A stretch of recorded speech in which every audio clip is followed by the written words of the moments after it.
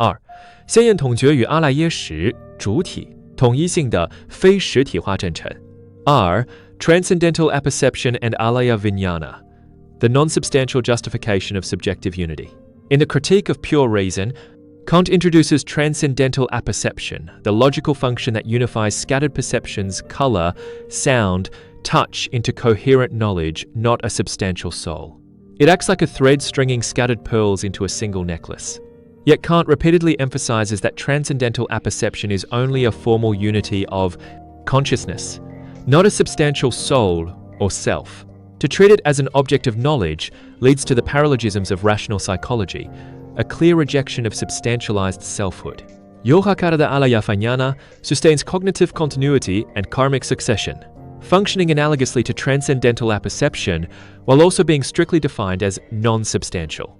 Defined Yaptimatra Tazidi, Shastra clarifies that alaya vijnana flows continuously in momentary change, a conditioned and impermanent process, not an eternal, substantial self or entity. It is a conceptual designation for subjective unity, not a real Atman to be grasped. Japanese Buddhist scholar Ixlip Iichi Ikeyama states in Studies in Yohakara Philosophy, alaya vijnana is the Eastern equivalent of Kant's transcendental apperception. Both ground the unity of the subject while upholding a non-substantialist line, avoiding the dogmatism of a substantial self. 3. 二界划分与三性三无性认知边界的精准对应 the two-world division, and the three natures, three non-natures, a precise correspondence of cognitive boundaries. Kant divides reality into the phenomenal world and the nominal world. The phenomenal world, structured by a priori forms, supports universally valid scientific knowledge. The noumenon things as they are in themselves lies beyond the limits of human reason. When reason oversteps to inquire into the soul, the cosmos, or God, it falls into antinomies, mutually contradictory yet logically consistent conclusions. Kant himself used the analogy of a closed room in the A edition of the Critique of Pure Reason. Humans are like people in a sealed room. The interior phenomenon is knowable and lawful, while the outside noumenon is unseeable. Forced speculation beyond the room produces illusion. Yogacar's doctrine of the three natures, trisvabhava, and three non-natures, triasvabhava, maps precisely onto Kant's dualism, vasu, bandh. You use the classic analogy of mistaking a rope for a snake in dim light in the Vimshatika, Vijñaptimatra Siddhi to explain the three natures. E. Imputed nature parikalpita swabhava, falsely seeing a rope as a snake and taking the snake to be real, corresponding to Kant's transcendental illusion cognitive error from clinging. R.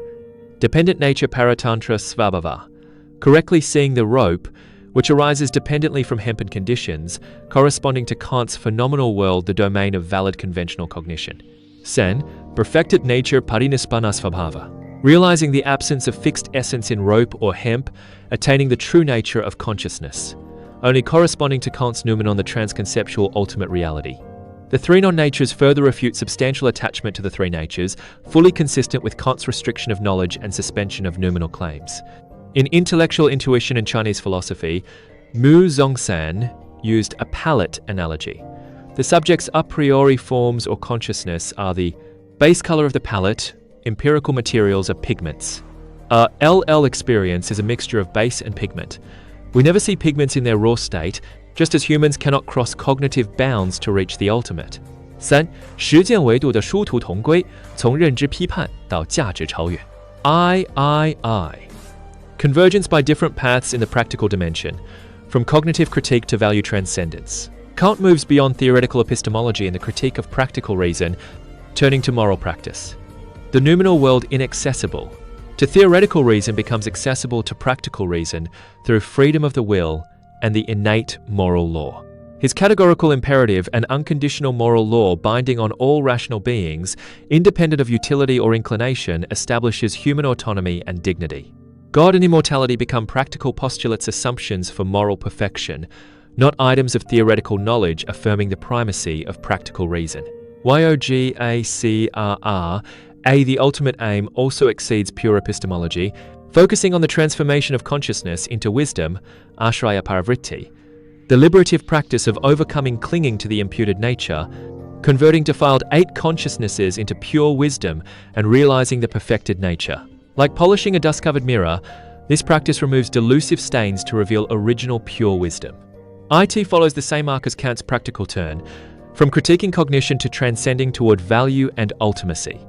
J. Garfield observes, in Yogacara and Kant, Kant's practical reason signifies moral transcendence in the secular world. Yogačara's transformation of consciousness signifies liberative transcendence in the spiritual life.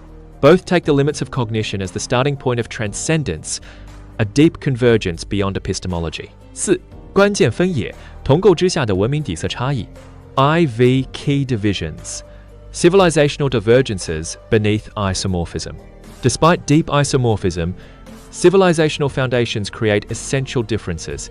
E. Static. R. Moral autonomy versus nirvanic liberation. Kant's practical reason aims at universal legislation for secular morality, grounded in Enlightenment humanism.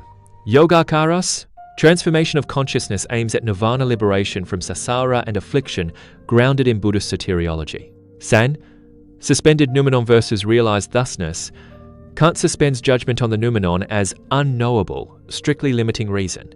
Yogcara's perfected nature, though transconceptual, is accessible through meditative realization, not absolute agnosticism. 5. 结语，东西批判哲学的双分并指。5. Conclusion. Two peaks of critical philosophy, East and West. Kant and the Yogacara school stand as paths and twin peaks in human thought, responding to the dilemma of dogmatism and skepticism. Kant's transcendental critique legislates for reason, drawing boundaries between knowledge and faith, laying the groundwork for modern Western humanism and scientific rationality. Asayanga and Vasubandhu's consciousness only dismantles delusion, establishing a constructivist account of reality and opening a Buddhist path of liberation. The two systems share core commitments to subject-centered construction, non-substantialism, and cognitive limits, while diverging in practical aims due to civilizational traditions. In Mo Zongsan's words, what Kant's philosophy leaves unfulfilled, Yogacara completes through the transformation of consciousness into wisdom. What Yogacara constructs cognitively, Kant articulates as transcendental legislation. This millennial-spanning dialogue confirms the cross-cultural universality of philosophical questions. IT also reveals that Eastern and Western civilizations can break intellectual limits and achieve fuller wisdom only through mutual interpretation and dialogue.